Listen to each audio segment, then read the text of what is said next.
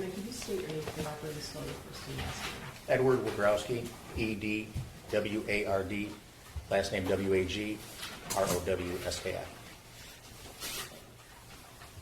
Go ahead. Thank you. Good morning. Good morning. Sir, how are you employed? I am employed with the U.S. Secret Service. And how long have you been with the Secret Service? Just a couple weeks. Now, prior to this current job, where did you work? The Oakland County Sheriff's Office. How long were you with the Sheriff's Office? 28 years. Okay, in those 28 years, where did you work? I started out in dispatch and went to corrections after that, the road patrol, and then eventually to computer crimes. Okay. And tell me, when you say computer crimes, what does that mean? Do anything that has to do with the computer, cell phones, forensic examinations of computers, DVR equipment, call detail records. Okay. How long were you in computer crimes? 10 years. In your time in computer crimes, did you receive specialized training with forensic analysis of electronic devices? Yes, sir. May I approach the witness? Sure. This is Exhibit 422. Sir, just confirm for us that that's your CV. Ms. Smith, you object to submission? Oh, no, I'm sorry. No objection is admission, and Yes. also no Right. objection to disqualifications. CV, so you would stipulate his qualifications, you would stipulate that he's an expert in forensic examination of computers? Yes, that's right. Forensic. Cellular cell phone forensics, historical cell site analysis. Yes, the defense stipulates to both of those, the CV and that he's qualified as an expert. Historic, say it again, please. Cell site analysis and cell phone forensics. Historic cell site and cell phone. Okay. You may consider him as an expert in the area of historic cell site analysis and cell phone analysis. Is that right? Yeah, okay. That's right. Thank you. Well, sir, now we don't have to go through the entire CV, but let's just talk a little bit about your training as it pertains to cell phone downloads and forensic analysis. Okay. Okay, so is it fair to say that this field is evolving? Always. So you said you spent 10 years there? Yes, sir. What sort of things did you do in computer crimes 10 years ago? Well, things were a lot different. It was actually a lot easier to do forensics back then because with updates of how the phones operate, how Apple or whoever Android operating system, they just make it more difficult, and now we have to figure that out. What do you mean more difficult? With encryption, file-based encryption on a hard drive, so data that you hold personal can't just be taken off the phone and given out to whoever. So talk to me about what a detective in computer crimes, or first of all, what your current role as a Secret Service, what exactly do you do there? I'm a network intrusion forensic analyst. Okay, so would that be the same sort of duties you had in computer crimes? Yeah, the same thing that I did, cell phone analysis, computers, just with more network intrusion, like if someone hacks into a bank or something like that. Okay, so walk me through, what is a typical day for a expert in the area of cell phone forensics? Typical day is you come into work, you just see what work needs to be done. The case, depending on the case, how important it might be to get that, to either examine those phones or contact the detective that brought that stuff in to see exactly what they're looking for on those devices. So you'd be somebody to receive the cell phone, seize an investigation, and then conduct an investigation into that device? Correct. Okay, so what does that entail? That entails, depending on the device, we have tools that are able to obtain the data from the phones, and then we then take that data because it could be voluminous, thousands and thousands, hundreds of thousands of pages, and then put it into an easy readable format called Celebrate is the company, and they make a forensic analyzer reader, which makes it easy to look at. So that reader, that's one of the tools, forensic tools you mentioned? That's not the tool that we use. That's what we give out to investigators. The tool that we use is a little bit more than that reader tool, what the functionality that it gives us. But the reader tool makes it easier for the average investigator to look at.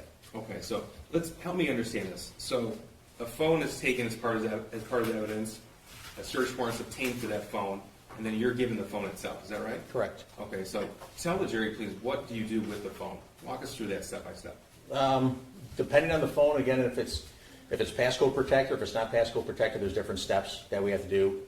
We hook it up to the tool. In this case, it would have been Celebrate, again, as a company, and the tool is their Celebrate Premium platform, and that's able to obtain what's called a full file system, which is everything on the phone, everything you can get off of it, as long as there's not encryption on it. What is encryption? Encryption is, how do I describe it? I don't make it easy. It just jumbles up the information. It makes the word The look like absolutely nothing that you could understand. Okay.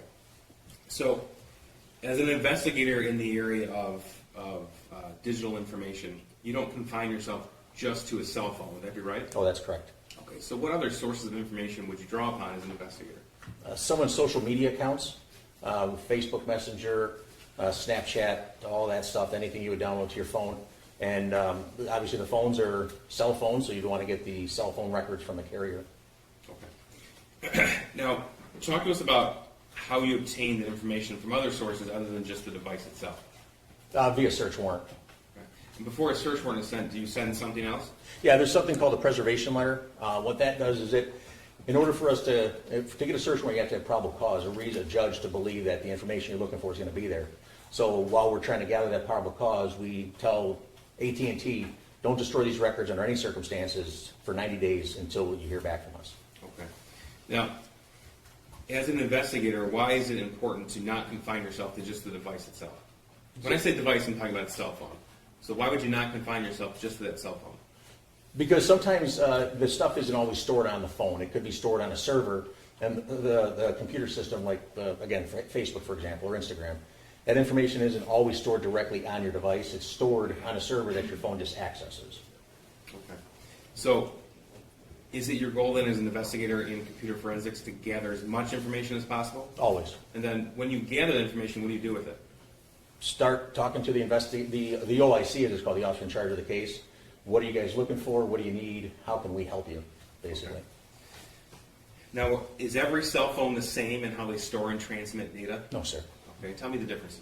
The difference is, to put it plainly, the more advanced the phone, Apple, for example, or a higher-end Android device like a Samsung, could have file-based encryption, where a lower-end phone doesn't necessarily have that file-based encryption.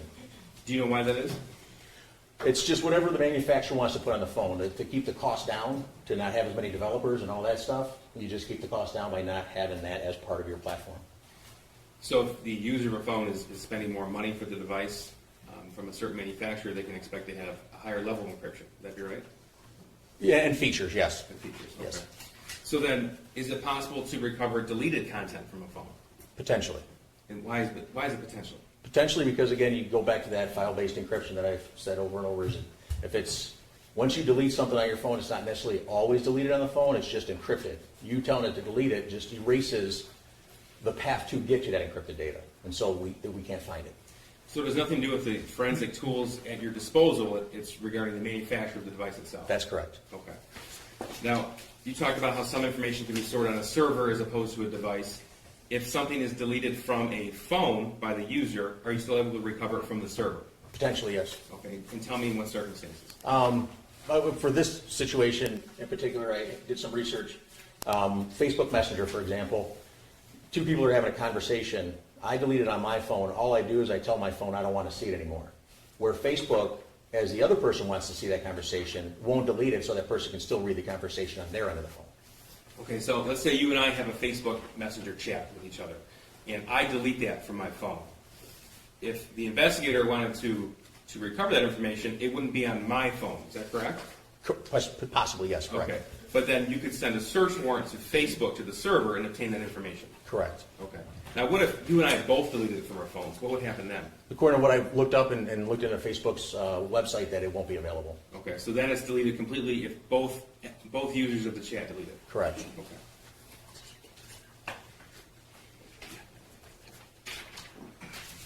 Now, what about deleted text messages on the device itself? Tell me how that works.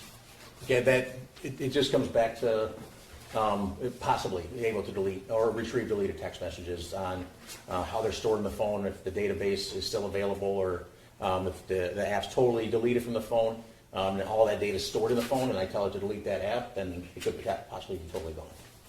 So if you were to review, let's say, screenshots from one person's phone and then a forensic analysis of somebody else's phone, if the screenshots didn't match up with the forensic analysis, what would that tell you? That was possibly deleted. Okay. Now, during the course of this investigation, People versus Jennifer Crumbley, did you uncover evidence of deleted content from Jennifer Crumbley's phone? That's correct, yes. Okay, and we're going to get into that later. But before we do, could you tell us just in general terms, what does a cell phone do that maybe a layperson wouldn't know? It's continually working in the background, talking to a cell tower. One, so your carrier knows where you're at, so it can give you the phone call that someone's trying to get a hold of you, or the text message. Or it is updating your email account without you telling it to do it, because the application is just constantly looking for that signal. So you open it, and there's the most updated information. So that's when the phone's powered on, right? Correct. Okay, so when the phone's powered on, it's constantly doing things. Would that be right? Yes, sir. Okay. Now what about when the phone's powered off? It's doing nothing. It's just off. Okay, so it can't update? Correct. Okay, so when a phone's powered on, is it possible to obtain the location of that device? Yes. How so? Because there's a feature, whether you have an Apple product or an Android product, each one of them has what they call location services, and it's actually to benefit the user of the phone. So, because that information is sold to McDonald's or whatever, and next, you're near McDonald's and your device says, "Hey, I'm near McDonald's." Oh, cool! I'll send you an ad for McDonald's or a coupon for McDonald's. So that's Okay. yeah. So you have, as an investigator, a fair amount of reliability in that because of the capability for somebody's phone to sell the device basically to an advertiser. Correct. Yes. Okay. And are you able to obtain someone's location from their phone based upon other data as well? That's correct. Yes. And how so? Through the carrier themselves, AT&T or T-Mobile, whoever you may have. Again, you're constantly your cell phone's constantly talking to a cell tower. Then they try to triangulate your position on where you are based on the signal back and forth from each tower. Okay. Now, on an Android phone, for example, it automatically comes with a Gmail account. Is that right? No, you have to make a Gmail account. Okay, you make a Gmail account. Yes. Okay. So if someone were to have a Gmail account, would that also help an investigator determine the location of that device? Absolutely, yes. Why is that? Because again, that information, that location services, is stored within that particular Gmail account that someone might have. So if we would search warrant Google for your particular email, the Gmail, they would have, if that's turned on, the location services would be given to us. Okay. So I want to talk about the evidence in this particular case. There were a total of 7 phones recovered, and I'll go step by step with you. So I'm going to review with you, I'll show you a slide here of some of the sources of available information. So you see that is the school shooter, his initials. Yes, sir. Now, is it true that you reviewed a T-Mobile phone, last 4 digits, the phone number 1551? That's correct. A Facebook account? Correct. And an Instagram account? Correct. And you were able to determine, and we heard testimony yesterday, that both James and Jennifer Crumbley followed that particular account? That's correct, they did. Okay. So you were able to review not only the shooter's phone, but also social media, Facebook and Instagram for that individual? Correct. Okay. Now regarding Jennifer Crumbley's electronic information, you reviewed information from 3 phones. Correct. Okay, so we have one listed as an original phone. Are you aware that her original phone was seized on November the 30th in the evening? Yes, sir. Okay. And then you're aware that she purchased what we refer to as a burner phone or a track phone that night? Correct. Okay. And then that's the number, the 947 phone number? Correct, that's right. Okay. Yep. And you're also aware that subsequent to turning over her original phone and prior to arrest, she obtained another phone? Correct. And that was with her same original phone number? Correct. Okay, Yes. so you reviewed that device as well? Exactly, yes, sir. So just so we're clear, when I say you review the device, we're talking about forensically analyzing the data on that cell phone? Correct, yeah, exactly. Okay. You were also able to obtain information from Facebook, from 2 different Facebook accounts? Correct. Okay. And information from a search warrant served on Google regarding her Gmail account? Correct. Okay.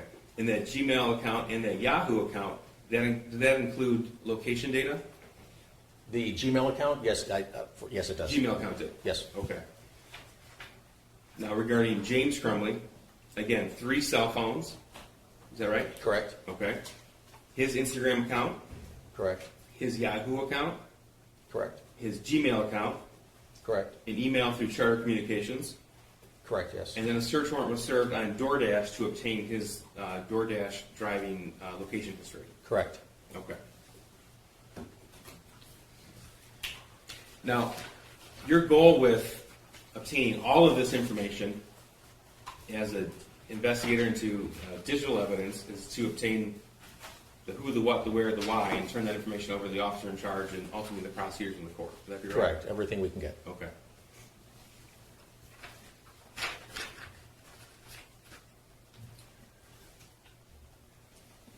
Okay, so I'm going to show you People's Exhibit 76. I don't believe we have an objection to any of the evidence coming through Officer or Investigator Wagrowski, do we? No, we have several objections, and I believe many of them have been placed on the record already, but let me open up 76. This is 76? We have no objection to 76. Okay, 76. And I'm sorry, with this witness, we're gonna have to go exhibit by exhibit. That's all right. 76 is admitted. Okay. So what are we looking at? That is what it would look like, a printout from the Celebrate Reader or Celebrate Physical Analyzer program of someone's information that's obtained from their phone. And it's Jennifer Crumbleys, followed her son's Instagram account. Okay, so just to give us an idea of what we're looking at here, this is a snippet from a PDF export from that forensic tool they use. Correct, yes. Okay, so tell me how that digital information comes to you and how it ends up looking like this. The reports, the information that we have, you can put it in any number of formats. You can put it in a PDF like this is, in a Word document or Excel spreadsheet. And you just tell the software what you want it to show you and export the software, and this is what it produces. Okay. So moving on to Exhibit 77, this is a portion of James and Jennifer's Facebook messages. And Judge, I did want to place on the record that we do have an additional exhibit, 423, that'll be introduced to this officer too. That's the entire Facebook message thread between James and Jennifer Crumbley. Counsel placed an objection on the record yesterday regarding that, so we're introducing the entire 2,000-page thread. And Your Honor, I until I look at that 2,000-page thread, I object to it. My objection, I need to look through it. I might not object to it. Okay. My objection yesterday was about the exhibits the prosecution was showing, those individual exhibits. They deleted parts of those. Hold on. Nobody deleted anything. This is Well, demonstrative aid. The exhibits are the same, and Okay. we're given the whole thing. Okay. Okay, and You can, they're admitting an exhibit and showing the jury portions of it. They're permitted to do that, right? right, so, but I'm just saying, my question yesterday about the parts missing did not mean I'm asking for all thousands and thousands of texts to be introduced. Okay. So I'm gonna take a look at them and see if we do have an objection, and we may not. Okay. The other. You've had them for a while. What's that? You've had them for a while. Yeah, I Okay, have. but January of 22. I guess the difficulty is that the prosecution does not want the jury to get the impression that they're in some way hiding something or not presenting something to them. So they're presenting the portions of that exhibit that they think are relevant for purposes of this witness's testimony. In the event that you want the entire exhibit in, the prosecution is saying we don't object to that. Right. So it's up to you. You can let us know. Right, and I believe the only problem is this court's made other rulings where things are discussed in those texts that are not a part of this. Okay. So when I reviewed their exhibits as a whole. They're allowed to show different pieces of the exhibits, but that didn't mean I was suggesting we just admit the whole thing, because you've made other rulings about, All right. okay? Okay, they don't want the jury to think that they're not willing to provide the boxes and boxes of evidence I'm sure that there are in both of these cases. But I'll leave it to you. They want to ask this witness questions about specific portions of those 2,000 pages. They don't want to show the jury 2,000 pages and then ask questions about it. So. I completely understand that. I get that. The other thing I would ask the court is until the exhibit is admitted, I would ask that the exhibits are not being published to the jury. Yeah, Because- yes, That's correct. fine. Yeah, correct. that's fine. Okay, well. Correct. Agreed. Okay, thank you. Yeah. So, I'm sorry, we're on exhibit 78. This is 78. Okay, and Okay. let me just find my list really quick. Okay, so 75 is admitted. In 78, we have no objection to. Okay, yeah. Tell us what the exhibit is. 76 was admitted as well. Yeah, just try to put tell us what the exhibit is prior to, so that she knows which one. I have that 76 was admitted, 78 was admitted. The prosecution indicated they are skipping what was proposed 77. exhibit 77. Correct. Okay, so, Although we have no objection to 77. okay, so you don't object to 76 or 78, so they're admitted, okay. All right, go ahead. Thank you, Judge. Okay. Do you remember my question? No, sir, I apologize. I don't either. Okay.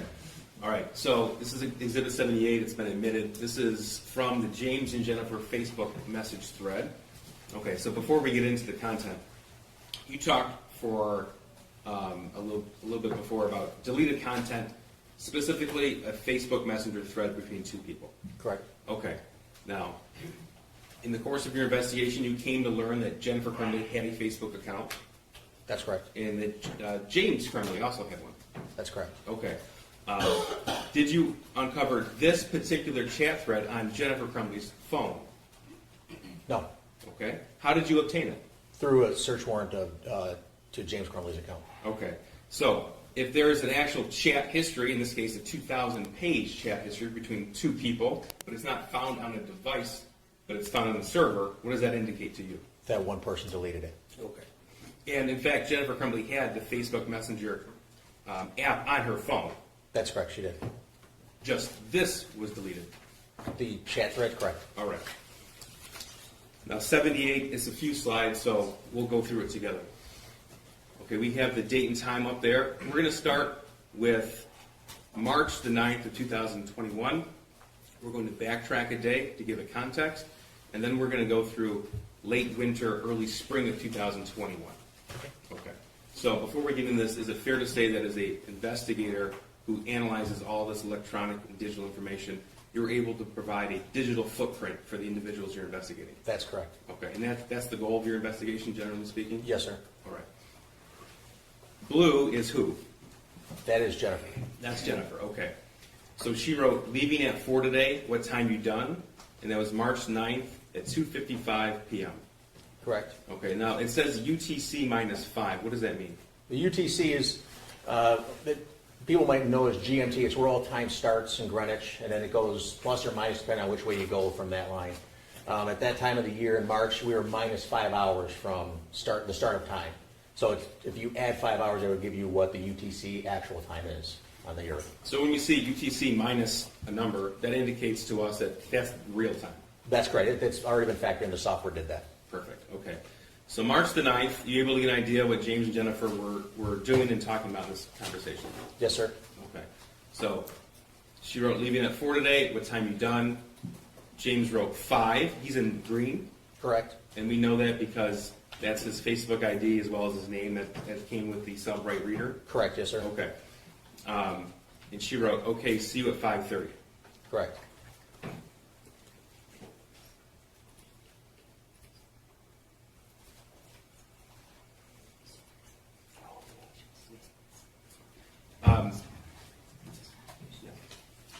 Sir, in all the information that you recovered, is it fair to say that James and Jennifer Crumbley communicated quite a bit through Facebook Messenger? Yes, sir. They did. And so the Facebook Messenger thread is substantially more so in volume and data than any text message thread you found between the two of them. That's correct. Okay. All right. 3:46, March 9th, Jennifer wrote, bring me socks and a drink, LOL. What did James write? A drink? Nah. Okay. Jennifer, got myself a drink at 4:31 p.m. And James's response? Okay, you grab smokes too? Almost out, I think. Okay. And she writes, yes. Did you check the front porch? And what did James write? Nothing on the porch. What were you expecting? And she wrote, their new blankets. Now, are you able to determine where they go later that day? Yes, sir. Okay, so need hoodie, NOL socks. I believe that was supposed to be wool. He wrote hoodie check. What are no socks? On my way. Okay, now this is Exhibit 79. Actually, I'm going to approach. Unless there's an objection to the photograph found on her phone. I have no objection, but again, I would ask. That's fine. That's fine. Before they, Yeah, I agree with you. Thank you. I agree with you. but no objection to 79, thank you. 79, There are two exhibits on one side, so I'm going to. okay. This is 79, and underneath it is 80. Have you seen those items before? Yes, sir. And how have you seen them? There were pictures on Jennifer's phone. Okay, so I'm gonna move to admit 79, I believe stipulation, as well as 80. I'm sorry, can I have a moment, please? Sure. I have no objection to 79 or 80. That's correct. 79 is admitted and 80 is admitted. Now, as an investigator, are you able to tell when you look at a photograph that's saved on a phone where the photograph was taken and when it was taken? Potentially, yes, sir. Potentially, okay. And what circumstances? If the camera is set to record, that you want it to tell you the date and time that it was taken and the GPS location of where you're at on the earth. Okay.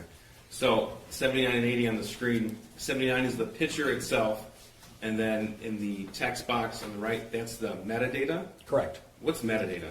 Metadata is, we call it, it's the data within the data. The main data here is the picture of the horse. The metadata inside that data is all the stuff, the camera make, the camera model, that's captured that you just don't usually ever know that happens.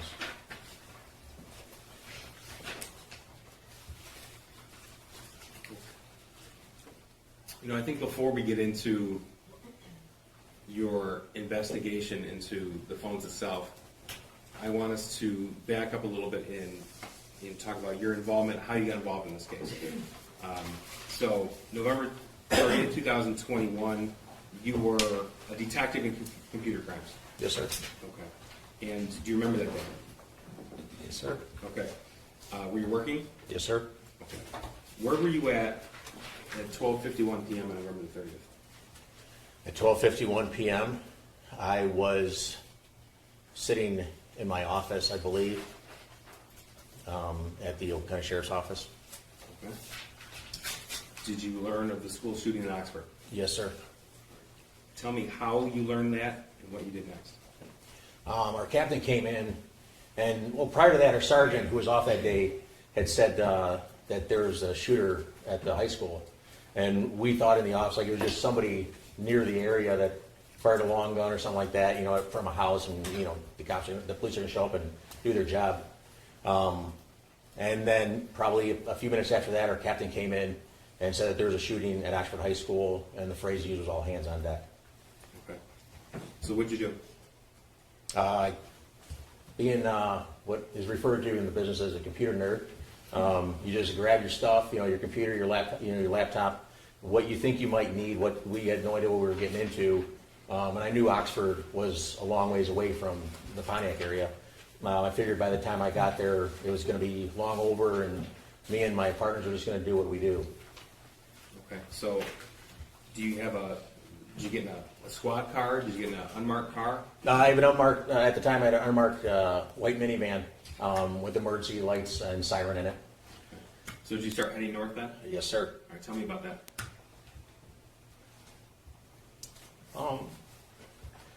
Well, at first it didn't seem real. I remember pulling out of the parking lot, and I looked to my left, and there was some patrol cars coming around the corner. There's the medical examiner's office down there.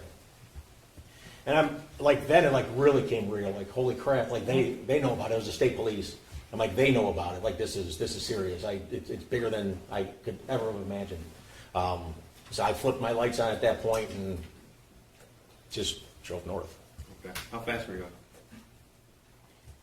As fast as the van will let me. How long did it take you to get there? I have no idea. It seemed like eternity, I can tell you that much.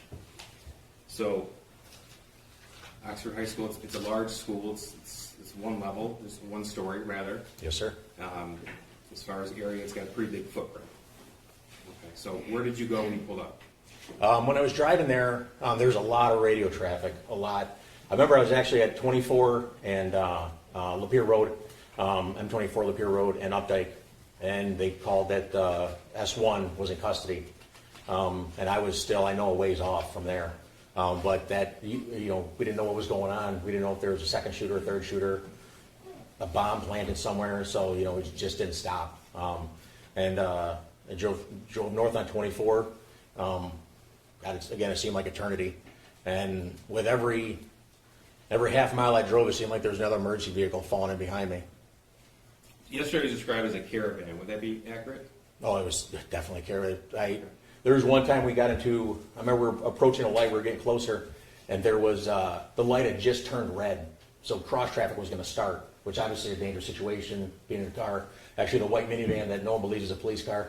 And so as I approached, I got up into the intersection, I inched my way in there to stop traffic and hold the intersection, and I counted every vehicle that went past me, and there were 18, or SWAT trucks, ambulance, patrol cars from agencies that were nowhere even near our area. So tell me what you see when you pull up on the scene. Like I said, there's a lot of chatter on the radio. I wasn't familiar. I'm not familiar with the area of Oxford at the time. I had no idea where the school was. All I could hear was the staging area and Ray Road. And so I'm just thinking, I'm just going to drive north. I'm going to follow this caravan. We're going to go up there, and as soon as I see the Meyer, I'm going to stop there because I have no idea where the heck I'm going. I didn't bother putting in my GPS, of course. And I turn onto Ray Road, and all I see is I see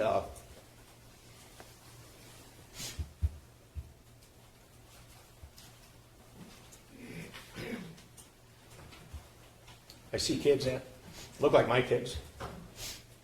They were girls wearing real, small clothing, and one kid, I didn't have a shoe on. They were coming down the road, coming towards the Meyer, and just like walking across the snow. And I remember God, it was cold that day. I had 2 coats on, and I was shaking when I got out of my car. And there's kids just walking past me, dressed like anybody in this courtroom is right now, they're not ready for the weather. So you said you went to the Meyer on Ray Road? Yes. Did you learn that was the reunification point for parents and children? At the time, I didn't know that was a reunification point. I just saw that there were a ton of kids going there. When I got out of my car, walked down there. They were sending everybody down to the garden area to try to get, the names of people that had gotten to that point. And once I got, that would be at the south end of the Myers. Once I got to the garden area, there were kids just everywhere, just standing in the cold or making their way into I'm sorry. It's okay. It's okay. What did you do when you arrived? Where did you go? Like I said, I went to the garden area.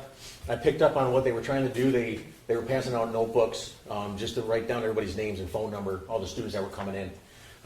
So I first started just collecting that. And then they started telling everybody, we got to go outside and get all the kids inside because, again, it was freezing out there. And so I go back outside and I start trying to direct people to go inside. And I know the trauma they just experienced, so I'm not gonna force them in the building. I'm not gonna grab them and drag them in there. And I remember putting my arm on a couple of the kids' shoulders, and they didn't move, they didn't nudge, they didn't do anything. There were parents there, just standing there. There were some parents that had made it reunified with their kids. I remember seeing school buses pull up. School buses with who? Students on it that had made it out of the school. Did you go to the school? Yes, I was probably at the Meyer for 15 minutes, 10, 15 minutes maybe. And then Detective Jeff Enger had called me and said that he was attempting to obtain the security footage from the school. Where does Jeff Enger work? He's also a detective in the computer crimes unit, worked with me. So you were asked to go to the school? Yes, sir. Why were you asked to go there? At that time, I was a little more versed in DVR systems. Jeff had told me, Detective Enger had told me that he was looking to trying to get that off of there, and he just didn't, he wanted to get it right, of course. And so he asked me to come up there and help him. Okay. So you drove to the high school from Meyer, or did you walk? I drove. Okay. And where did you go when you got there? I drove to what would have been the north entrance of the school. The main entrance? Yes, the main entrance. And tell me what you saw when you walked in. When I first walked in, there's vehicles people walking in and coming in and out, crazy chaos. And I walk in, and Detective Sergeant Sean Wilson was standing at the door, keeping security, so to speak. At the time, making sure people aren't coming in that shouldn't be there. Okay. And where did you go? I asked where the security office was because that's where Detective Enger told me he was, and people pointed me. Eventually, it was back behind the main office. Okay. So tell me what you did when you arrived and who was there. Jim Rourke was there, who was a school security at the time. He was trying to get the video footage. Detective Jeff Enger was in the room. Sergeant Marsban, Lieutenant Marsban was in the room. Deputy Lewert, who's a school resource officer, was in the room, and ATF agent was also in the room. That was Mr. Brandon who testified Yes, yesterday? exactly, yes. Special agent, not Mr., I'm sorry. Yes. Did you know him at the time? I had no idea who he was. Okay. And you said you had a familiarity with DVR systems, that's why you were called. Correct, yes, sir. Okay, so what was your specific role at this part of the investigation? I'll be honest, I wasn't given a direct mission or anything at that time because they were looking for a second bad guy or a third bad guy. And so I knew that people would want to know, the bosses would want to know what happened, like how did, where did it start? Who was it if they didn't know that, or were there more people or whatever? So we just starting to look for the shooter in the hallway that it started. Was the school made safe at that point? They were still clearing the school? No, it was not. Okay. So the officers were still conducting their searches, because like you said, they weren't sure if it was one shooter, two shooter, Yeah, three shooters? it might have been, I'm sorry. It might have been 1:30, 1:45 at this time, maybe a little bit later than that. Okay. That's the time you arrived at the school? And got to the office, correct? Got yes, to the sir. office. Okay, thank you. Did you learn how many surveillance cameras were active in Oxford High School on November the 30th of 21? Yes, there's well over 90 of them. Okay. And so it was your job at that point, or your role as you saw, to identify who the shooter was? Correct. Okay, so how did you go about doing that? We started in the hallway, the 200 hallway where it all started, in the bathroom that the shooter came out. And we attempted to backtrack him going in there. I remember it took us like 15 minutes to try to figure out because he had actually changed his clothes. We didn't know who the shooter was. We didn't know his name in the office at that time. He was in custody at the time, but we didn't know. And I remember someone in the office, someone saying, eventually giving us his name, and then saying that he was in the school counselor's office earlier that day. So we went back to that time of day when he was going in and out of the school counseling office to find out what he was actually wearing at that time. And we were able to follow him into the bathroom then. How long did that process take you? Well, because we didn't know what he was wearing, it took us 20 minutes to try to figure that out. Now, are you the person, so you backtrack to the point where the shooter walked into the bathroom that he emerged from to begin the shooting, is that right? Correct, yes, sir. Okay. So are you the person, the investigator, who actually put together the footage of the shooting itself? Yes, sir. So you're familiar with the path the shooter took in the school? Very much so, yes. I'm going to ask you to walk us through that. So he said, you told us that he went into a bathroom. That's the bathroom adjacent to room 258? Correct, yes. Okay, tell us what happens next. He comes out of the bathroom. What I envision is he comes out of the bathroom with a proud chest, with his almost like his shoulders were back, like he looked excited. He comes out of the bathroom, and immediately to his left is a victim, and he shoots her in her neck, and then her boyfriend was there and shot him in his. He put his hand up and shot him in his mouth. And that's right outside 258? Yes, sir. What happened next? He then quickly turned his gun to a group of 4 girls that were just standing there. He shot Hannah St. Julian, and she immediately fell to the ground. And then he continued shooting in the area that those girls were, and they sort of just like fell on top of each other, because they were hit as well. May I first with us? Sure. This is a map. It's already been admitted. You can use this to describe. What exhibit? That's 5, Judge. Thank you. Judge 5, okay. Exhibit 5. Exhibit 5. At this point, it's under a minute that all that shooting happened, and then so at that point, obviously, it must have really, again, kicked in, for lack of a better phrase, to the victims in the hallway, and they started running. Then the shooter, with just a one-arm grab, just started firing rounds down the hallway, with no regard for obviously anything, and bullets are flying, and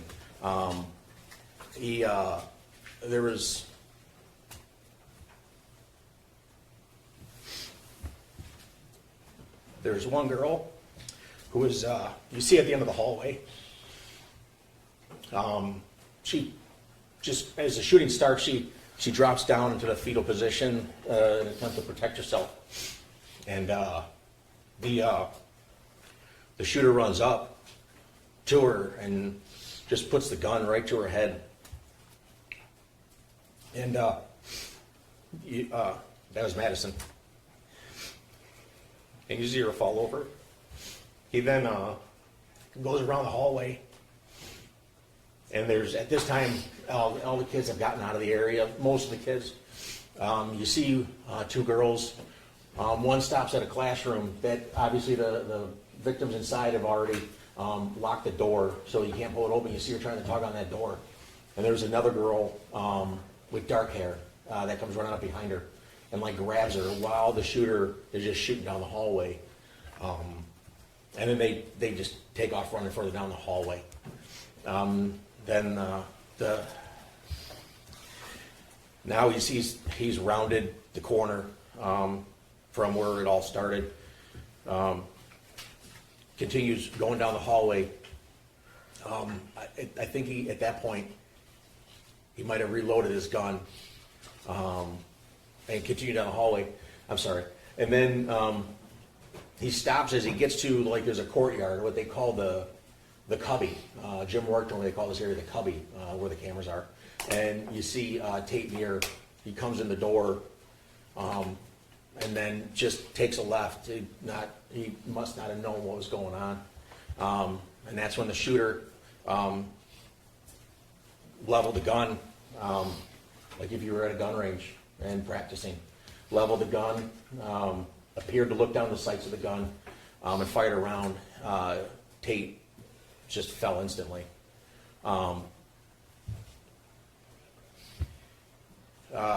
He continues on down the hallway, walks past Tate, doesn't care to acknowledge the fact that even happened. I'm sorry. Prior to walking down the hallway, that's right, while Tate's body was laying there, you see the shooter with the gun still level fires another round, and it causes Tate's body to jerk. I don't know if it hit him in the hip or the backside or whatever. Tate's body jerks, and then the shooter walks past him. You see his feet at the top of the camera frame. There's not a camera that picks him up because if there's not enough movement, they don't start recording. But you see his feet stop in what I later found out to be a teacher's classroom, and he turns and then he fires into that classroom. He continues on down the hallway, looking into classrooms and stuff like that. There was one, as he gets so far down the hallway, he had fired a couple rounds down the hallway. Once he gets to a certain point, all the children are gone at this point. The teachers had gotten them out of there, had ran, out of the building, and out through the door, wherever the heck they could get out of there. As he's coming back, you see him stop because the way that classroom was, if you're walking away from it, it's on your right-hand side, you don't see the classroom because it's actually behind you at this point. But as he's coming back, he must have seen people hiding in a corner because he can now see through the window, and he fires off a few rounds through that window. He keeps coming down. He's coming back down the hallway now at this point. And then the assistant principal, Gibson Marshall, I didn't know her at the time. He walks right past her, and sort of, I don't know what she said to him, but if she said anything. But you see the shooter as he's walking by, and the gun's in his hand, and he sort of just turns his head and just, I don't know why, but he turns his head and looks away from her, doesn't even look at her, doesn't acknowledge her as he's walking past. And then he continues on down the hallway and stops at the bathroom where Justin was killed. And just like an abrupt stop, like, okay, well, and he just turned right and went to the bathroom. So, I didn't tell you I was going to ask you that. You obviously have this committed to memory. Yes. How many times have you seen this footage? Like I said before, I don't know, it's burned in my brain.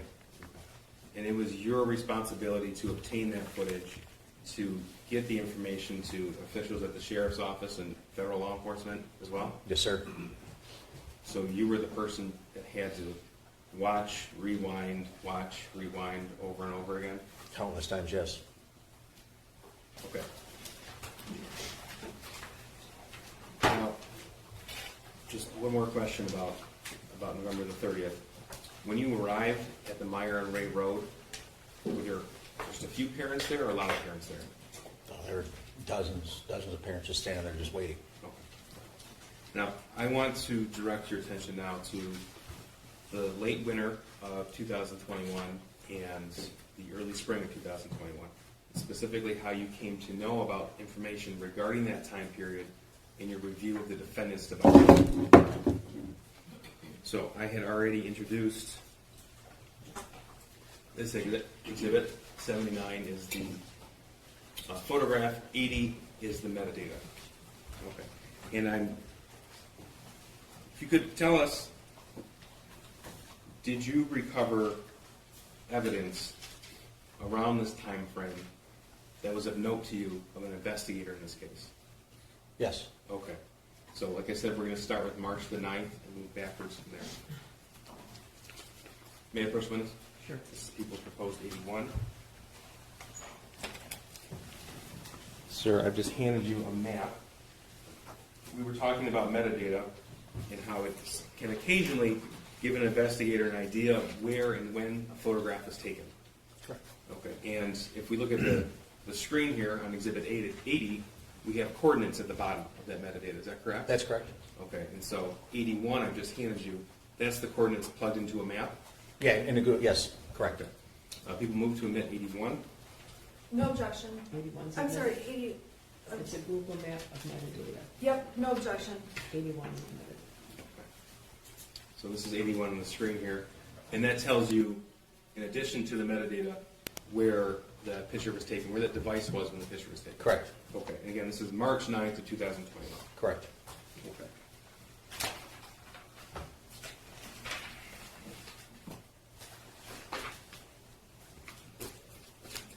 Okay, now I'm going to ask you about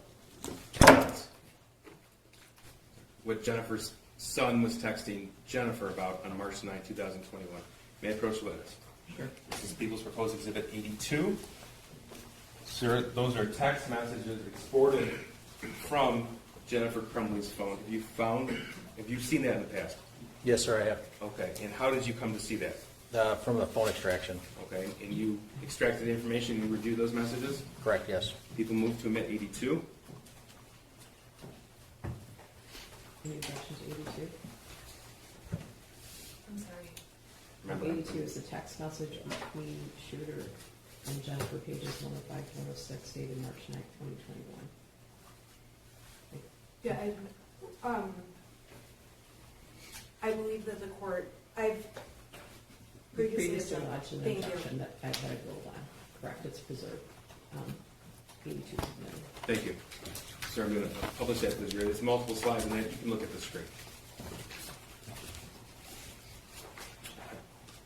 So this information is from Jennifer's original phone. Is that right? Correct. Okay. And so People's 82, we have multiple slides here. The blue is the defendant's son. Is that correct? Correct. Okay. And what is he writing at March 9, 2021 at 7:50 in the evening? He's asking if Jennifer could come home. There's someone in the house, I think. Okay. And what's the next text he writes? The third one says someone walked into the bathroom and flushed the toilet and left the light on. Okay. That's March 9, 2021 at 7:50. Correct, yes, sir. Okay. And then March 9th, 7:50 and 52 seconds. What does he write? And I thought it was you, but when I came out, no one was home. And then he writes, "There's no one in the house though." Correct. Dude, my door just slammed. That's at 8 p.m. Yes. Maybe it's just my paranoia. That's at 8:01 p.m. March the 9th. Yes. Okay. And then this is 8:01 p.m. text to his mother, the defendant, but when are you going to get home? And when was the next text response in the phone download that you recovered? The next response was the following day on March 10th, where she said, "Where's your dad?" at 10 a.m., 10:21 a.m. May I approach the witness? Sure. This is People's Proposed Exhibit 83. Sir, take a look at that and tell me if you recognize what I just handed you. Yes, sir. And how do you recognize that? It's an extraction report in a PDF format of a call log from a cell phone. Okay, and that call log specifically was recovered on the shooter's phone. Correct. Okay, this is from March of 9th, 2021 to March the 20th, 2021. That's on the last page. Yes, correct. Okay, thank you. People move to admit 83. And I have no objection to that. 83 is admitted. So the slide I'm going to show you is it's a snippet of that. We're going to go back to Exhibit 83 throughout your testimony. Okay. Specifically, because we're talking about March the 9th right now. March the 9th, 2021, the phone call to either his mom or dad to his father, James Crumbley. It was a missed call at 7:31 a.m. Is that right? That's correct, yes. And his mom called him at 8:38 p.m. March the 9th. I'm sorry, March the 10th. Correct, on the 10th. Okay, so the time those text messages were being sent to his mother, there were no phone calls or texts back in that relevant time period. Correct.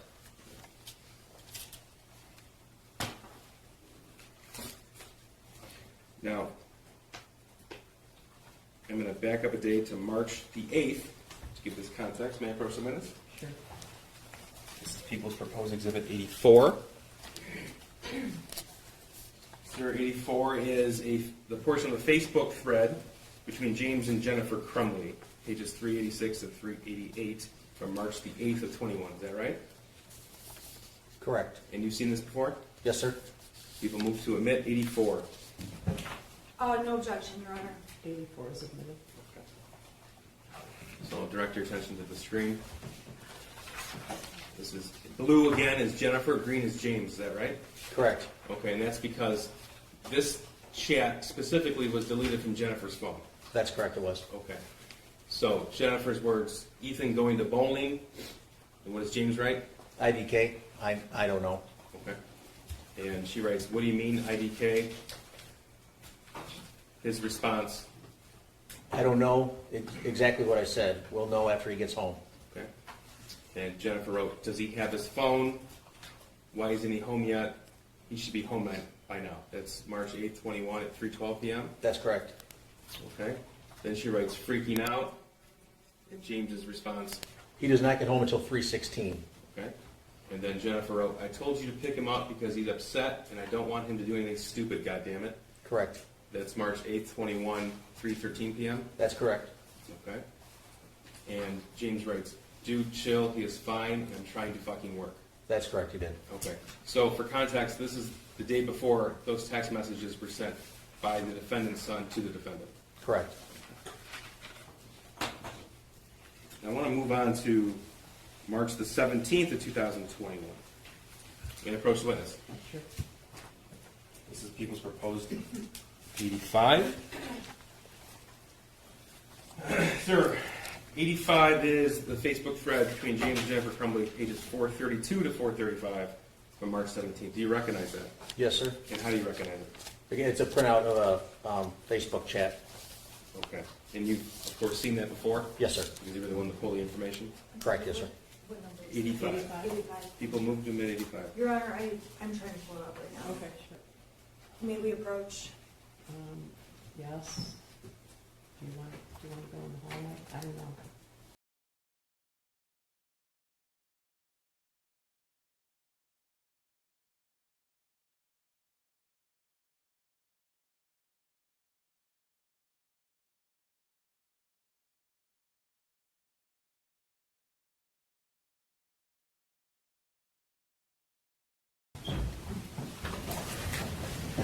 I apologize, there's a large volume of information, and we want to streamline it for you as much as possible. Right? You're still on here? Yes, ma'am. Okay, go ahead. Thank you. Okay. We're on Exhibit 84, I think. All right. This is between James and Jennifer Crumbley. Again, Jennifer is in blue, James is in green. We'll start at the top because I don't recall where we left off. Does he have his phone from Jennifer, March the 8th? I'm sorry, you said you're on exhibit 84, but I believe it's 85. 84 was admitted. 84 was admitted. Yes, because 85 is March 17th. The 84 was on March 8th. Okay, so you're on 80, I'm on 84, okay, but mine 84 is, is on March 8th, and this one is on March. Yeah, Yeah, this is 84 on the screen. That's 84, yeah. okay, I'm sorry, there, He went back. it's scrolled down, so I, okay, thank you. James responds with, yes, but he won't answer while he is walking. I will let you know the minute he walks in. Okay. Jennifer's response, I'm serious freaking out. Is he home yet? And then, okay, now we're moving on to 85. So, James and Jennifer Facebook messages. This is from March 17th of 2021.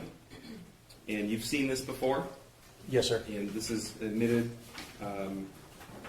pursuant the order that we just had on the record, correct, Judge? Thank you. Okay, March 17, 2021, 1:23 p.m. Jennifer writes, cool, leaving at 4 today. Fuck this place. James's response is what? LOL, you have your stuff for the barn? Okay. And then Jennifer's response, yes, gonna get drunk and ride my horse. That's March 17, 2021, 1:30 p.m. Correct. There's a response back. And then what does James say? James says, okay, then cans, you have the debit card. And Jennifer's response, I know, hate my job. Can you bring out last, please? He says yes. Correct? Correct, yes, I'm sorry. Okay. Now, on that same day, did you find any text messages from Jennifer's son to her of a concerning nature? This is March 17, 2021. Yes, sir. Okay. This is People's Proposed 86. I don't believe we have an objection to this. No objection, thank you. What does Jennifer's son write to her on March 17th, 2021 at 6:03 p.m.? He says, okay, the house is now haunted. And then what? Some weird shit just happens and now I'm scared. Then it follows with, I got some videos. Okay. Okay, Your Honor, I apologize. This was previously the subject of a motion.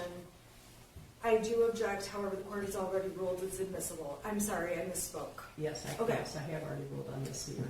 Okay, sorry about that. No, that's all right. Okay, please, at the top. And then Ethan says, continues with, and a picture of the demon. It's throwing bowls. The word bowls is in all caps. He then says, I am not joking, it fucked up the kitchen. And the next message after that? He says, I'm just going to be outsider for a while. Can you at least text back? Okay, so that's from 6:03 to 6:29. The last text, you at least text back was 6:29 p.m.? Correct, yes. Okay. And the next response from the defendant to her son is when? 2 days later, at 4:11 in the afternoon, where's your dad? Now, this is People's 87 and 88. I don't believe there's an objection to either of these two exhibits. No objection. Okay, 87 is the picture, 88 is the metadata with the picture. So, could you please tell us when and where this picture was taken?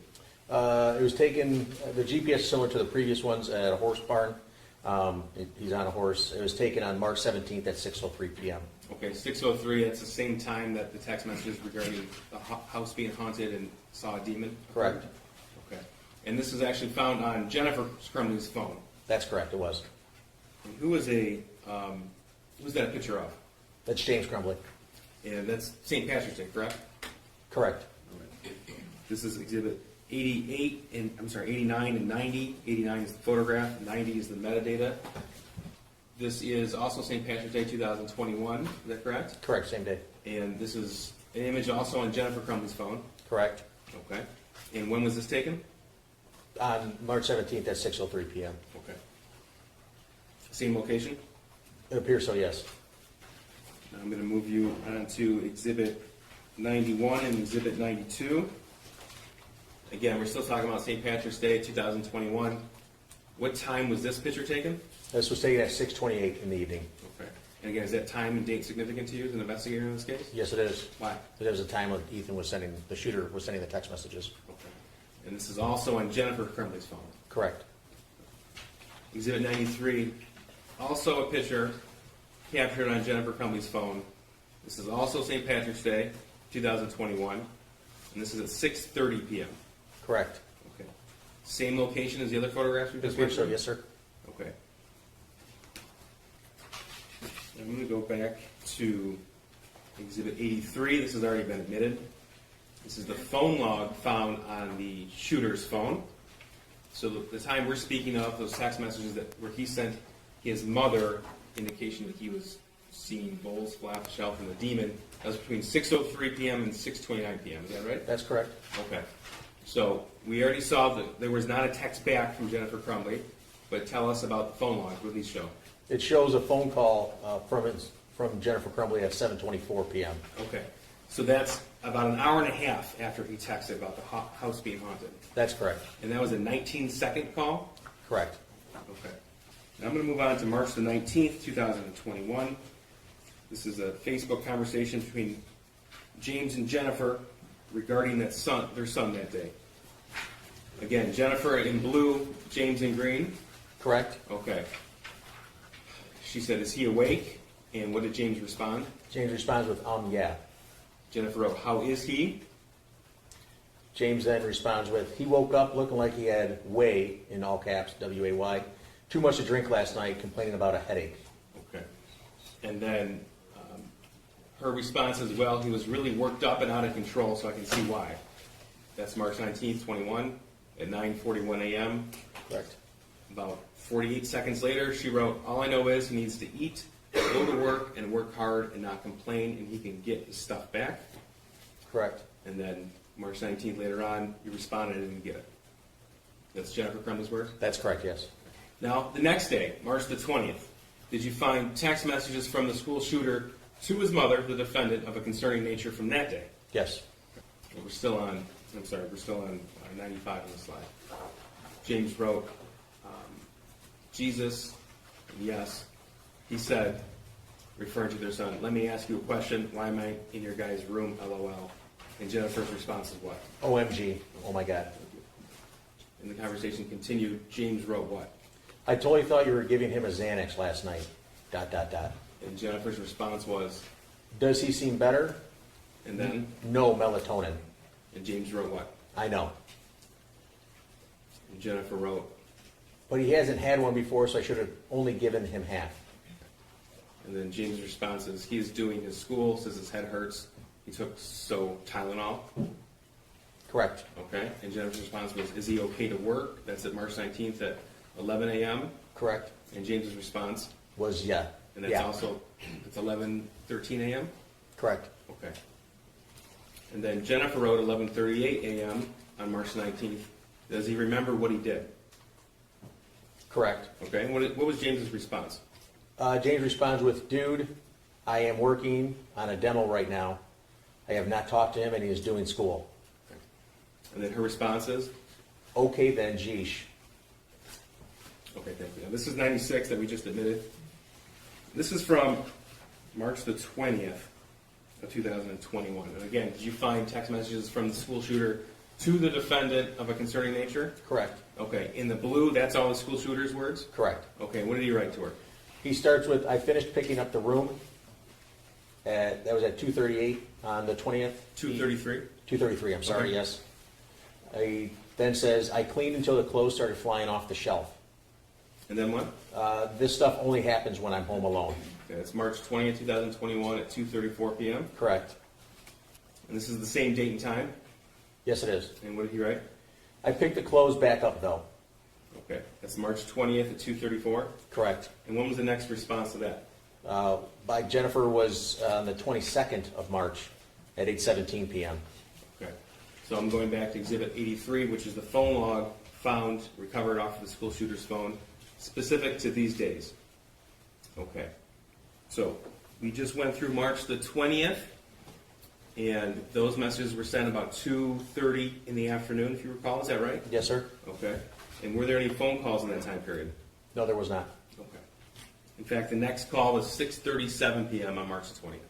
Correct. So, sir, were you able to tell where James and Jennifer Crumbley were yet again on that day? Yes, sir. Okay. This is 97 and 98. 97 is the photograph, 98 the metadata. This is March 20th, 2021 at 1:51 p.m. Correct? Okay, and if you recall, the text messages from the school shooter were sent to his mother about 2:30 in the afternoon? Correct. Okay, so tell us where Jennifer and James Crumbley were at this date and time. They're riding the horses again. Okay, now this was taken off of the last picture, was taken off of James Crumbley's phone, 97, 98. That's correct. 99 and 100 were taken off of Jennifer Crumbley's phone. Correct. Okay, so the capture time here, March 20th, 2021, 11:58 a.m. That's correct. Okay, so then that would indicate to you that they were at the barn at least from that period of time until at least 1:51 p.m. Correct. Okay. Sir, during the course of your investigation, did you come to learn that the school shooter had only one friend? Yes. And did you also learn that that individual was abruptly taken from the state of Michigan about a month before the shooting occurred? Yes, he was. And did you review the text message thread between the school shooter and that other individual? Yes. You've looked at the entirety of the phone of the school shooter as well as James and Jennifer Crumbley's phone, is that right? That's correct. If you could give us an idea, the volume of the data found in the text message thread between the school shooter and his friend. There was over 20,000 text messages just between the two people. I've done exams on phones where the combined number of text messages isn't that much. So what's the relative size and data between that particular text message thread and any other thread between the school shooter and anybody else? I think the most text between any other person might have been near 500, an individual person. I'm going to show you a portion that's been previously admitted by this court of that text message thread from April the 4th of 2021, April the 5th of 2021. That's Exhibit 101. So we have names redacted. 101 was found on the shooter's phone, is that correct? That's correct. Okay. So in this instance then, the green would be his words, the shooter's words. Correct, yes. Okay. Tell us what he wrote to his friend on April the 4th of 21. The shooter wrote, like I hear people talking to me and see someone in the distance, and then corrected the spelling of the word distance. It's April 4th at 11:56 p.m. Correct. Okay. Yeah. What else? The shooter said, I actually asked my dad to take me to the doctor yesterday, but he just gave me some pills and told me to, quote, suck it up. And then what? He then says, like it's at the point that I'm asking to go to the doctor. Then he says, my mom laughed when I told her. So that's April 4th, 2021, 11:57 p.m. His words, my mom laughed when I told her. That's correct. Now, April the 5th at 12:06 a.m. So we were looking at a conversation right up until midnight on April the 4th, and now we're in the early morning hours of April the 5th. What did the shooter write? Shooter wrote, but I'm having bad insomnia, RN, for right now, and paranoia. He then says, I need help. And the next slide, or the next text? I was thinking I calling 911 so I could go to the hospital. And then there's a response from his friend on April the 5th Correct. at 12:12 a.m. And then what did the shooter write? The shooter writes, but then my parents would be really pissed. Now, April the 5th, 2021 at 12:38 a.m. What did the shooter write? The shooter writes, I'm going to ask my parents to go to the doctors tomorrow or Tuesday again. Then he says, but this time I'm going to tell them about the voices. Okay. He then says, like I am mentally and physically dying. In the course of your forensic examination of James's phone, Jennifer's phone, and the school shooter's phone, you're able to look at certain apps that are installed. Is that right? That's correct. Okay. And did you discover if an app called Life 360 was installed on Jennifer Crumbley's phone? Yes, it was. Okay. And what is Life 360? Life 360, it's a tracking app that friends and family can install on their phone so they can know where they're at. I have it on my phone, and there's a family group, and my kids are on it, and I'm on it, my wife. Did you find that app on James Crumbley's phone? Yes, it was. And through that app, you can see where someone's at and where they've been. Is that right? That's correct. And you looked through the school shooter's phone as well, the defendant's son. Correct. Was that app installed on his phone? No, it wasn't. So it was just installed on James's phone and Jennifer's phone. Correct, it was. And that was on April the 5th of 2021. I believe that's when it was installed, yes. Okay. That's the same day as these text messages, like I'm mentally and physically dying and asking to go to the doctor. Correct. So on the screen here, we can see the timestamp purchase date, April 5th, 2021. That's on Jennifer Crumbley's phone, correct? Correct, yes. Okay. And Exhibit 103, on James Crumbley's phone, we have April the 5th, 2021 as well. Correct. During the course of your evaluation of all the electronic information, digital evidence available to you, did you uncover evidence in the spring of 21 of Jennifer Crumbley talking to a friend about what she saw as depression in her son? Yes. And were you able to review a Facebook conversation between Jennifer Crumbley and actually the school shooter's only friend's mother? Yes. Okay. So I want to make sure that I'm clear with you. In April of 2021, which is the same month of these text messages, Jennifer Crumbley texted her son's only friend's mother, correct? Correct. Okay. And in that conversation is when you uncovered concerning text messages as an investigator to this case. Correct. Okay, this is April 29, 2021. Now, this is from Jennifer Crumbley's search warrant return, correct? That's correct. So she's agreeing to these. Correct. All right. So what does she write? She starts with, Ethan isn't bowling tonight, just want to let you know. Not sure if they need a partner or not.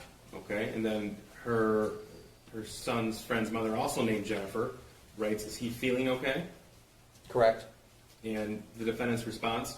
She responds back with, yesterday he wasn't, and he's been acting kind of depressed, so I don't know what's going on. Okay, this conversation continue?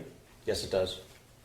The defendant says, I'm not sure if there's something bothering at school. He really doesn't feel good. I can't get anything out of him. Okay. And the person she's communicating with writes her son's name too. He stayed home from school today.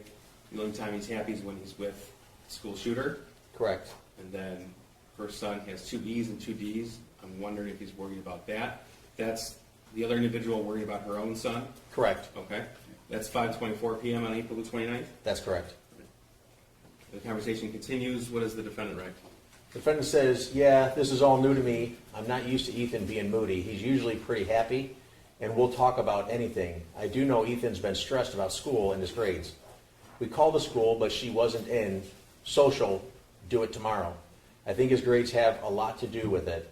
He just got to a point where he got so far behind, and we were out of town. He's having difficult time making it up. And then the other individual writes, I'm sorry, her son's struggling too. To be honest, I'm sick of fighting with him about it. Stupid online school really messed him up. I'm thankful her son has the shooter as a friend. They laugh and have a great time together. That's April 29th at 5:31 p.m. That's correct. Okay. And then what does Jennifer respond? Jennifer responds with, yeah, me too. I'm just glad they're still getting along, and it wasn't an issue with those two as to why he was being depressed. The online school is horrible. I've given up too. I just told him to do the best. Don't worry about it. Next year is a new year. Okay, and then what's the next text? She says maybe if, is referring to the shooter's friend, feeling better, if he wants to come over after work on Saturday, he can take him up to go bowling and make up their scores. He's more than welcome to stay the night and go to work in the morning. We set up a little shooting range in the backyard for Ethan's BB gun. They could do that. Okay, and the response was her son's been excited to shoot. Correct. Okay, and that was April 29th, 2021? Yes? Okay. Now, around this time frame in the text message conversation and the videos on the school shooter's phone, did you discover extremely disturbing information? Yes, sir. Okay. And I'm not asking you to go into detail, but as an investigator, it was important to you. Yes, it was. Okay. And in fact, it was in the days after these messages were sent? Yes, it was. Okay. And the school shooter shared that with his friend, his only friend he had. That's correct. And you mentioned that his only friend was taken out of the state, Correct. and it seemed to be without notice to the school shooter? Correct. Okay. Did you uncover evidence that either James or Jennifer Crumbley commented on the fact that his only son was taken, or his only friend was taken out of the state. Yes. And you said that was around about a month before the shooting in Oxford High School? Yes, it was. Okay. So, this is from Jennifer Crumbley's Facebook, again, to the mother of her son's only friend. Correct. Okay, and this is October 31st, 2021, 9 o'clock in the morning? Yes. Okay, and what does she write? Jennifer writes, James filled me in on Ethan's friends last night. I'm so sorry you guys are having to make such a hard decision. Please let me know if you need anything. Okay, and then November the 3rd, she wrote what? She says, how are you guys all doing? Been thinking of all of you a lot. Okay. And you know from your investigation, this is the time frame when the shooter's friend was taken out of the state. That is correct. Okay. In this conversation, November the 4th, that other individual writes what to Jennifer Crumbley? She writes, hi Jen, we're doing okay. It was the hardest thing I've ever had to do. I worry about him constantly and miss him terribly. I know that he's where he needs to be to get better though. Thanks so much for checking on us. I appreciate you and your family. She's referring to her son, the shooter's friend, was only happy and relaxed with you guys. And in response? Jennifer responds with, please keep us updated. I know Ethan misses him. If you guys need anything at all, please don't hesitate to ask. And that was, again, in November of 2021 before the shooting. Correct, on the 4th, yes. Now I'm going to direct your attention to the days around the shooting and what you were able to obtain as far as a digital footprint of the Crumbley family. Okay. Starting November 26, 2021, is that date significant to you? Yes, it is. Why is that? That was the day the gun was purchased. Okay. And we heard yesterday that the gun as in the murder weapon? Yes, sir. Okay. That was a 9mm Sig Sauer handgun? Yes, it was. Okay. That's been admitted in evidence, and we heard it was bought from a firearms store in Oxford. That's correct. Okay. Okay. This is just as an example what information you can obtain from a search warrant on a Gmail account. That's correct. Okay. And so this is from James Crumbley's Gmail account, November 26, 2021, confirming that he was in fact at that firearms store at 12:08 p.m. Correct. Okay. We talked about obtaining locations from somebody. This is 107. Before we get into 107, Exhibit 417, it's a video. Sir, in your analysis of the shooter's phone and Jennifer Crumbley's phone, social media accounts, you were able to obtain videos taken by the school shooter with that handgun, the murder weapon? That's correct. Okay. So that video was taken the evening the firearm was purchased? Correct. And that is in fact the murder weapon, the Sig Sauer 9mm? Yes, sir. Thank you. Okay, now, Agent Brandon testified yesterday to much about the evidence regarding the firearm, so I'm going to move you ahead to November 27th, which is the next day, the day after the Sig Sauer was purchased. Okay. All right. This is evidence obtained from James Crumbley's Gmail account, is that right? That's correct. Okay, so you were able to tell what James Crumbley was doing from 8 a.m. to 8:59 p.m. on November 27th, 2021. Correct. Okay, and tell us what was he doing? He was delivering DoorDash. So these dots, these data points, are what? What are they signifying? Those are the GPS locations that were provided when the location services was turned on from Google. So we know he was out of the house basically the whole day. Correct. Okay. Now, 108, we have Jennifer Crumbley's Gmail data points, and from what time period? That's from 2:29 p.m. to 3:32 p.m. Okay, and this is Exhibit 108. It shows she's out of the house from about 2:30 to 3:30. Is that right? That's correct. Okay. Now, the next day is Sunday, November the 28th, 2021. Could you get a feel for what Jennifer Crumbley was discussing based upon her Facebook messages, what her plan was doing on November the 28th, 2021? Yes. Okay. And in fact, you recovered chat history with an individual named Kira Pennick? That's correct. Okay. And through the course of this investigation, did you come to learn who that person was? Yes, I did. And who was that? She was the owner of the horse farm. Okay. That's the horse farm where Jennifer and James Crumbley would board their horses? Correct. Okay. So she's going to testify later on in this trial, but you reviewed their Facebook chat history? Correct. Okay. Okay. So, Green is who? It's Jennifer. Okay, and what's she writing? Was his front swollen again? Okay, and then the response? That is from Kira Pennick. Right, I'm the same, I'm not sure, I'm not doing chores, but I'll ask my dad when I see him. Okay, so did you come to learn when Jennifer writes, was his foot swollen again, she's referring to one of her horses? Correct, yes. Okay. And Kira's response? If Billy keeps stocking up, I think you should have the vet out for him. Just want to make sure it isn't anything serious. And Billy's who? The horse. And Jennifer's response? He's got mid-fever. James is coming out in the morning to put some stuff on him and calling vet for antibiotics. And then she corrects with mud. Okay. Billy's one horse, and they have two horses at this point, right? Correct. And then what does Kira say? Kira, then, that's crazy. Never seen it react like that. Want me to just put stuff on it daily? I can. I didn't do chores this weekend, so don't know if it got done. So the last message in this exhibit from Jennifer Crumbley to the individual who boards those two horses is November 28th, 2021. That's Sunday, 8:18 p.m., Sunday night. Correct. And she writes, yes, let's do Tuesday. I'll have James leave the mixture out there. I don't think he's sore from the ground. He's just fine lunging. Just need to keep moisture off his scratches and get him on antibiotics. Should be clear in a week. That's correct. And that's, again, in reference to one of our horses. That's correct. Okay. Now, did Jennifer go to the barn that day? Yes. 110, this is from her Gmail search warrant return. We can tell that she's at the barn at noon on November 28th.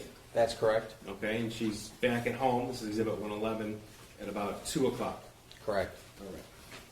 Now, moving on to Monday, November the 29th. That's the day before the shooting, right? That's correct. Okay. Now, what's the first thing that you see of importance to you as a forensic investigator from the day before the shooting that occurred on one of her devices? It was a web history search, or a web search. Okay, 113. This is a snippet from a Cellbrite extraction report of Jennifer Crumbley's web history. That's correct. Okay. So, tell us, please, what was she researching November 29, 2021 at 3:05 in the morning? In the second column, you can see where it says research clinical depression treatment options. It was Yahoo search that was used. Okay. In the third column, you can see exactly that's what was in the URL bar, the web address bar that you typed And that's the day before the shooting in the early morning hours? at 3:05 a.m. All right, now let's talk about the Facebook conversation between James and Jennifer from later that day, Monday the 29th. November the 29th, 2021, 8 a.m., Jennifer writes to James, are you at the barn? And then about 40 minutes later, she sends a question mark. Is that right? That's correct. Okay. And then James responds to what? He responds with, starting with the question mark, working on Billy. Okay. So it appears, at least from this message thread, that he's at the barn with their horse, Billy. That's correct. And then he sent a picture. That's correct. Can you tell what that's of? It's horse's legs, it appears. Okay. And what does Jennifer respond to that picture? Do the fronts, too. Okay, and this is 9:21 a.m. What does Jennifer say? Jennifer asked, did you call the vet? Make sure you get back in between his heel bulbs. Okay, and James's response to that? He responds with, I did, and then fronts, too. And that's at 9:34 a.m. on November the 29th. That's correct. At 9:35, what does James say? He texts, what exactly should I tell vet? Type out for me, leaving barn now. Okay. And then Jennifer responds, Billy looks to have scratches / mud fever. He's starting to stock up on all fours and concerned about infection. He's not lame, sensitive to the touch, and they go down when he moves. Is there an antibiotic I can get him on? We just put Desitin and antibacterial on his legs today. That's November 29th, 9:41 a.m. Is that right? That's correct. Okay. And then she sends another message to him. Correct. And what does she say? She says, was he stocked up this morning? And then James's response? James responds with, he was stocked up more in the back than in the front. In fact, the front didn't really look stocked up at all, so I launched them for a few minutes before I put the stuff on it. And it took the swelling down a little bit, but I got the cream all over, in between his heel bulbs and stuff like that. I'll call the vet here in a minute. Okay. Now, sir, it's been a little tedious going through all of the messages regarding the horses. Give us an idea, because you're the one who actually extracted that information from Facebook and reviewed it. how often will they show concern over their horses? Quite often. Okay. Okay, and Jennifer's response, this is the same conversation, November 29th at 9:58 a.m. She responds with, "It made sense, LOL." Okay, and then James responds more about the horse, is that right? That's correct. Okay. And Jennifer responds to that message, Yes, she did. and that's at 10:15 a.m. Correct. Okay. Now, this same day, same time period, did you uncover evidence that someone from Oxford High School left a message for Jennifer Crumbley? Yes, correct. Okay. And in fact, that was at 9:41 a.m. That's correct. Okay, so that was in the midst of the Facebook conversation between James and Jennifer about their horse. Correct. Okay. And were you able to obtain that voicemail from Jennifer Crumbley's phone records? Yes. Okay. People move to admit 115. Hi, Ms. Crumbley. My name's Pam Vine. I'm calling from Oxford High School, and I'm here with Mr. Hopkins, who's Ethan's counselor. I was just calling to let you know that we just spoke with Ethan, had a really nice conversation. One of the teachers had sent an email to the office that she was concerned because Ethan, when she was walking around the room, checking assignments, but he was on his phone looking at bullets and that sort of thing. So she just wanted to have a conversation. We did. He said he was at the shooting range with you this weekend, and we're like, yeah, guns are a hobby for a lot of people, and shooting ranges, and that's perfectly normal. And that we just wanted to make sure, had a conversation with him about the things he searches at school, and things versus searching at home, like Mr. Hopkins gave a good example of like if a teacher makes beer at home, perfectly normal and healthy, but can't use these searches for making beer at school. So we had a conversation. He was great. He said, "Yep, I get it." So I just wanted to let you know we did have a conversation with him, and about 5 minutes, and he was back to class.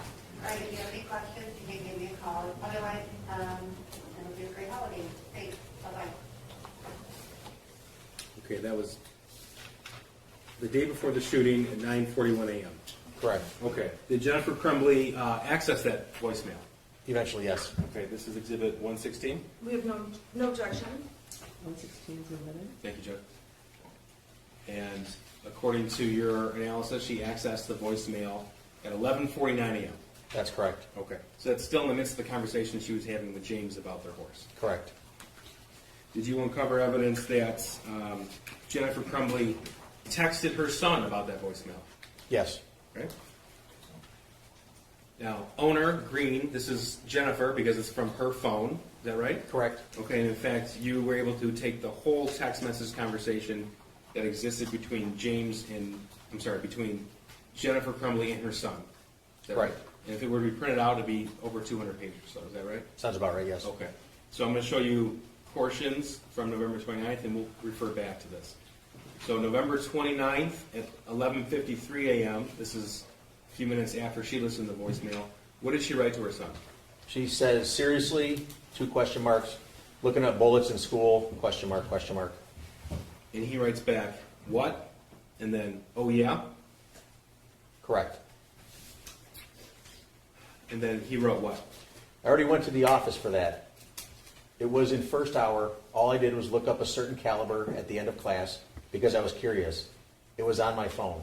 Okay, that's 11:53 a.m., November 29th. 11:54. 11:54, thank Yes, sir. you. And then what did he write? Completely harmless. Teachers just have no privacy. They said I'm all good. Okay. And then the next message? The shooter continues, I understood why. They talked to me and they said, that is, I'm good. Okay, and then he wrote, this is nothing I should get in trouble. This is nothing I should get in trouble about. Correct. He wrote that to the defendant at 11:55 a.m. That's correct. And what was her response to that? You're not. They left me a voicemail with the hand over face emoji twice. Okay. And then what did she say? She then says, did you at least show them a pic of your new gun? So she wrote at 12:14 p.m., did you at least show them a pic of your new gun? Correct. And his response? No, I didn't show them the pic. My God. I only told them I went to the range with you on Saturday. Okay. It was, I only told them I went to the range with you on Saturday. Correct. Okay. And then what did he say?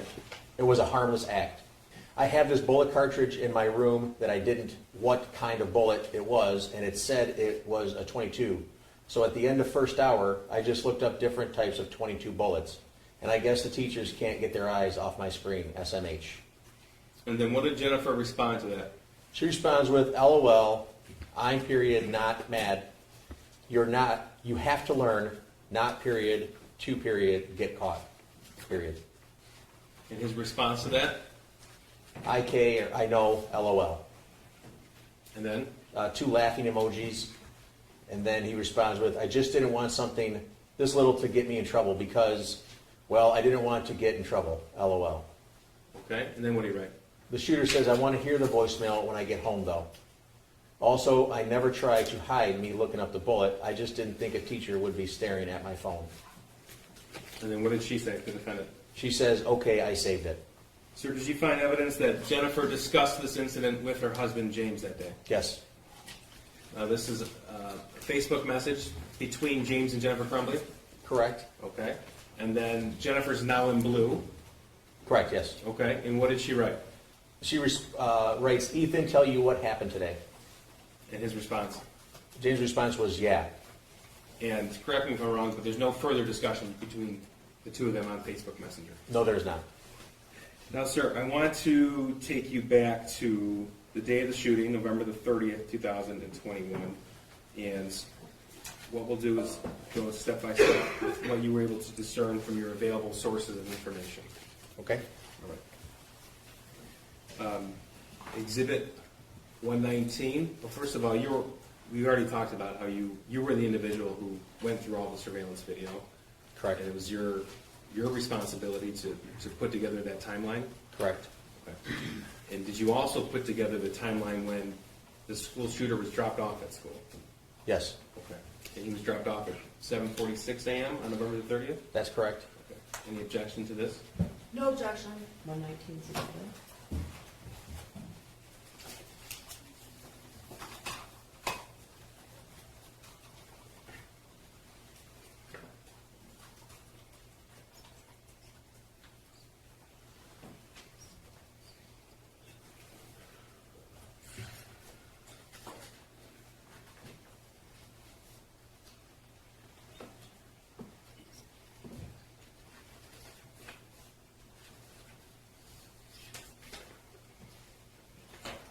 Do you see him being dropped off? Yes.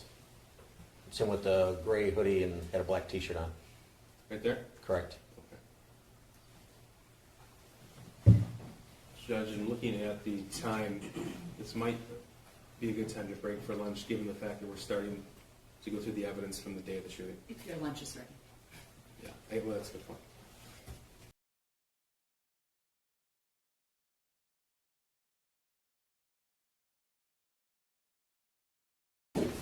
So an issue came up. I'm hoping that we're not going to have to exclude the jury with every exhibit. So some of this I'm relying on memory. So a year and a half ago, some evidentiary rulings were made. This might be an overgeneralization, indicating that the fact that there was alcohol in the home in and of itself was not relevant, right? And then there was a ruling about. I don't think I have prosecutor's attention. Oh, I'm listening, Judge. What's your, Sorry. okay, what, Sorry. yeah, what's your, okay, He's just what- bringing me up to speed. There wasn't room for me to. okay, all right, so, there was a ruling about, Counsel moved to exclude certain pieces of evidence, and this court made a record that was June the 27th of 22. okay, And in that record, actually it was page 40 of the transcript, the court specifically said, the court said that the court indicated that it was based upon a preliminary examination transcript.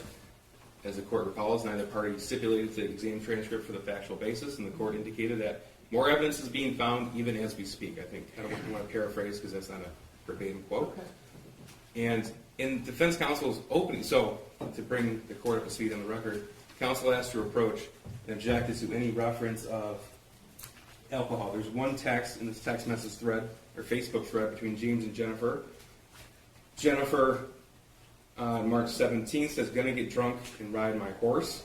James responds, well, don't get drunk. They have a couple of more text messages in the midst of a conversation that is pertinent to our proofs. And that's because the next exhibit will be text messages from the school shooter to Jennifer Crumbley about seeing demons.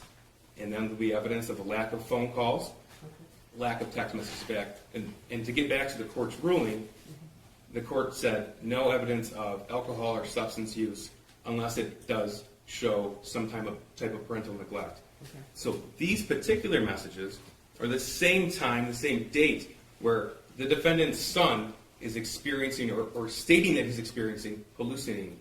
So this is all relevant.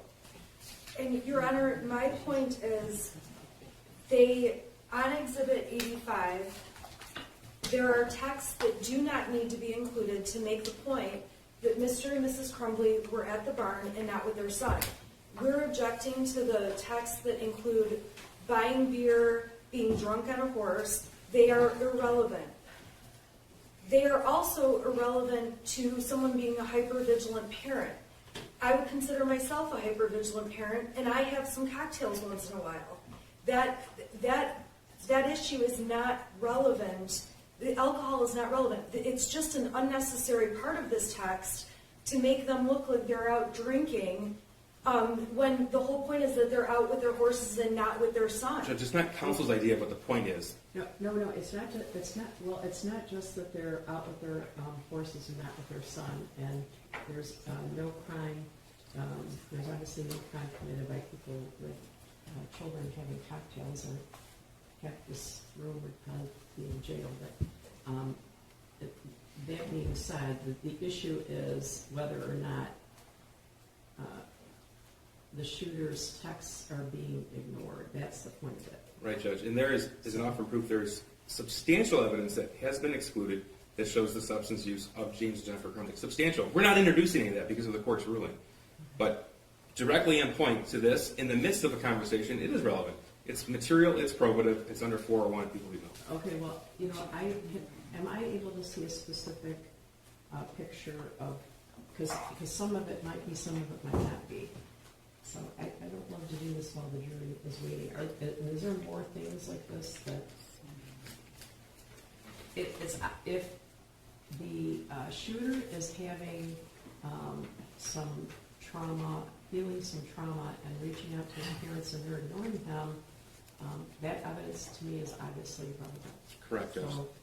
So, I'm not objecting to all of 85. I'm objecting to the portions about alcohol. okay. Judge, the door has been open. Counsel specifically said, I think more than once, that her client is a hyper-vigilant mother. Nobody says anything about having a cocktail, but when there's evidence to show that they are drinking when the son is texting things to the mother, no call back, that's important, and it's important to show the jury what they actually did and spent their time on. Okay, can I see the text thread again? And is that the only one, because the jury's pulling their heels in it? Is there any more like this? There are more like this. And Okay, well, maybe we need to do this at 6 o'clock tonight, or should have been raised last night. Okay. Judge, these exhibits were turned over a long time ago. I know. No. I got all these text messages a long time ago. Okay. I found out what they were planning to use from the boxes and boxes of information. I found that out Ridiculous. on Tuesday night. Yeah, I've had this discovery, but I can't file a motion to exclude every single line of these things. I filed many motions. Okay. I filed a motion about the alcohol. This part of the text that they told me 2 days ago they're going to use includes alcohol. I'm just asking that the alcohol portion be struck. Okay, I understand that, but I know that there's a lot of exhibits, and I know there's a lot of documents, but we could have had a massive motion in limine fest a while ago, right? So I am loath to make the jury sit there while we're going line by line through evidence. That's very problematic to me. I didn't intend for this issue to take a long time. I thought this would be a simple objection to just take out the text about drinking, and that's it. Okay, so she says, I'm going to get drunk and ride my horse. Okay, so that might not be specifically relevant, but at what time is he? When she's on her horse, that's when he's texting her. Okay. And And just because she's on her horse and he's texting her, doesn't mean she's looking at the text and ignoring him and saying, I'm gonna have a drink instead of a, I mean. Okay, my understanding was there was a large period of time where he was texting her and she was with her horse. And then maybe sent a picture of the horse. I don't know. Correct. Tell me. Right, That's- she's that's on, it, Judge. you're gonna hear testimony from other witnesses that the cell phone signal doesn't work out where the horse place Well, then is. that's an argument for council to make. It is. Right, but the fact that they're having beers out there with the horses is not relevant to the point the prosecution's even trying to make about the fact that they're unavailable and not responding to their son. Okay, there's a text from James Crumbley. This is not when I like to do this.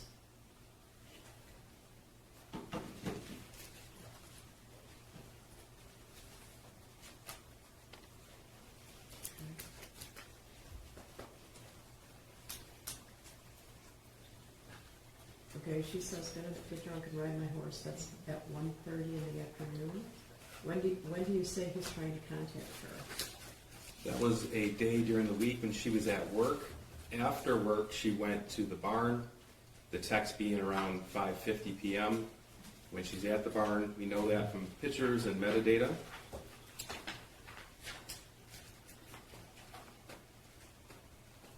Okay, then cans.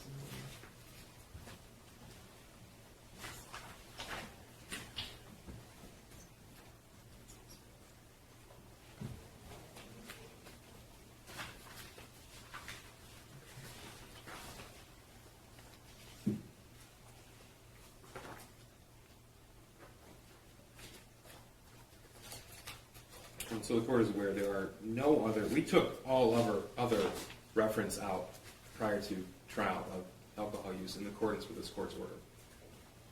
Of course, that's subject to the door being opened. The door was not opened by me saying that she's a vigilant mother. Okay, so they go to the barn after work. Is that correct? Do we know what time approximately they go to the barn? Because this text is at 1:30, right? Those texts are from during the day when they're making plans to go to the barn after work. Right. And then I Wait, believe, that's what I asked. I believe the text says something about leaving now at, Okay, so when are they at the barn in relation to his texts about demons? At the same time. Okay, but is that at 5 o'clock, 6 o'clock, 7 o'clock? The first text, the house is on at 6:03 p.m. Okay. There's a picture of James on a horse taken by Jennifer. There's a picture of Jennifer on a and horse then at no the same objection. time. Okay, all right. So she says, I'm going to get drunk and ride my horse. That she's expressing her intention for that evening. Correct. I'm going to allow that text, but not the next one about, well, don't get drunk, we're definitely going to have some drinks, I need to stop and get me a 12-pack of Budweiser bottles, please. I'm going to keep that out. All right, and, all right, I'm going to keep that out. She is indicating her intention to go later and ride her horse and get drunk. And when she's riding her horse, when she's at the barn later, is when he is texting and getting no response. So I think that could be relevant to her ignoring her son. All right? Yeah, bro. Sure.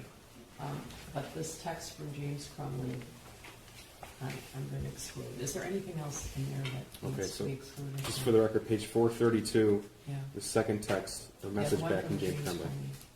Is there anything else in there? I'm looking now. Yeah. Because I don't want to, No, we were making good headway yesterday, but now we're moving at a snail's pace. So.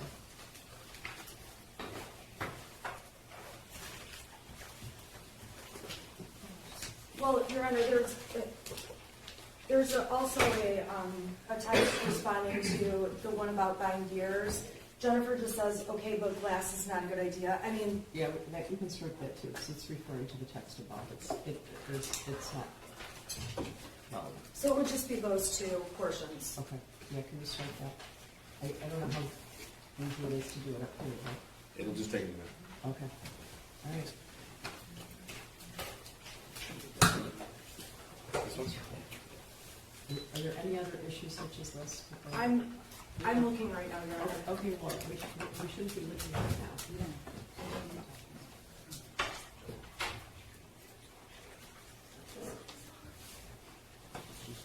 Your Honor, I mean, the next exhibit has been the subject of a prior ruling. Okay, I'm, good, that's a good way to do it. okay, exhibit 87, 88, 89, 90, 91, 92.